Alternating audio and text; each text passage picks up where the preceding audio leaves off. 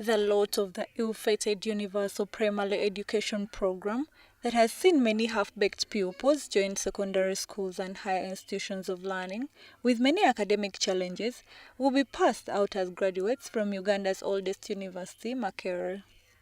These undergraduates attribute the persistent poor performance in government-owned primary schools to local governments. UPE was put under local governments.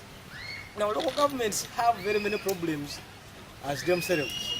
So I think they were overpowered by the challenges of UPE. So I don't know whether government has to look back again and see whether to recentralize UPE or to improve the performance of local government. The UPE pioneers claim that most parents in the rural Uganda are financially incapacitated to afford basic education needs to their children as well as food, which the central government has always said is the responsibility of a parent to offer food to his or her child. This has grossly affected the performance of pupils under the Universal Primary Education Program, since many pupils move to school on empty stomachs. Kids cannot perform well when they are not eating well. You see, sometimes people think that education is different from welfare. Welfare is key to education. The cry of UPE pioneers fall on the heels of released POE national results by UNEB last evening, which portrayed a poor performance of female pupils in the country and a UPE program with the eastern region of the country having the worst results performed.